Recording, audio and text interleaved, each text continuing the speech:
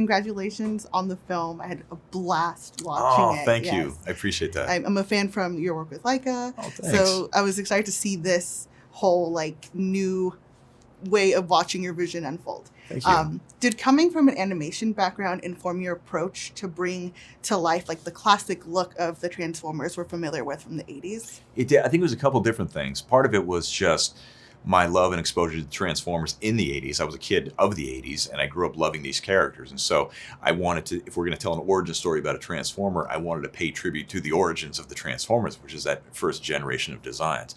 They were so great. I loved the way they looked, and we wanted to really simplify to get to that, evoke that spirit.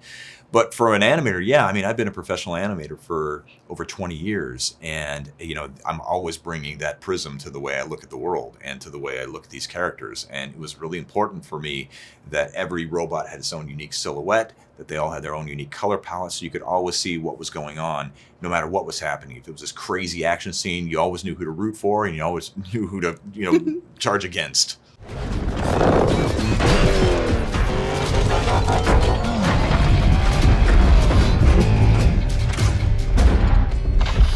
I love that you made Bumblebee relatable in a way that we haven't quite seen before. And even going back to the original teaser trailer, that definitely gave us a good glimpse at the bond between Bee and Charlie. Can you talk about shooting that scene, and was that sort of an impetus to your approach to the movie and that story? The scene where Charlie meets Bumblebee is essentially the heart and soul of the movie. That scene was so critical. That was the very first scene from the script when I broke it down and boarded the entire thing out. And I needed to make sure that I was able to get what was in my brain somehow on paper so everyone else could see it, because he doesn't exist. So in order for people to see the emotional connection between robot and human, that scene has to work. It has to sing. And everybody, the crew, the actors, they need to know what's going on. And if it's only in my brain, they're not going to know. So I boarded the whole thing out like it was an animated sequence. And that way I could show everybody, this is what's happening here.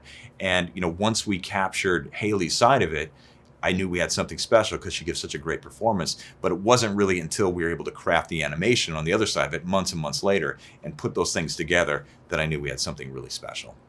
Did working with Haley on sort of creating that relationship, was that informed by sort of how you worked with actors in animation, since they're essentially not working with a live co-star? Yeah, I think there probably is something there. That's interesting. I haven't really thought of it in that way. But yeah, oftentimes when you're working with actors on an animated film, their co-star isn't there. They're alone in a recording booth, and we're trying to craft a performance a lot of different ways. So I think there probably was an aspect of that, because yeah, Haley had to act against thin air for most of the movie, and you would never know. They have such extraordinary chemistry that you would think that they were in the same scene at the same time, but they weren't. She was acting against absolutely nothing, and I think part of that probably is my animation background. And of course, the biggest part is her extraordinary talent. Yes. I loved all of the homages and the music selection in the film. Was that something that was already on the script, or were there things that you wanted to definitely include? Oh, no. That was all stuff that I loved. If I was going to set a movie in the 80s and it was going to have an awesome 80s soundtrack, it was going to be songs that I loved. And so, there are very few things like music that can evoke a feeling or kindle a memory.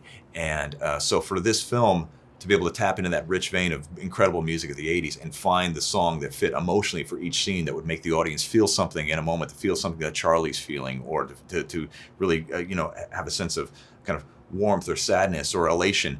There are very few things like music that can do that. And so, it was so much fun to find those songs that I loved when I was a kid and put them in this movie at the appropriate place. And the fact that people are digging it, I'm really encouraged by that. People clearly have good taste. There needs to be a yellow Bumblebee vinyl, essential, or a cassette. That's a good idea. That would be amazing. Yes, we'll talk to the marketing guys. Yes, do it. You've cut me. And I'm not going anywhere.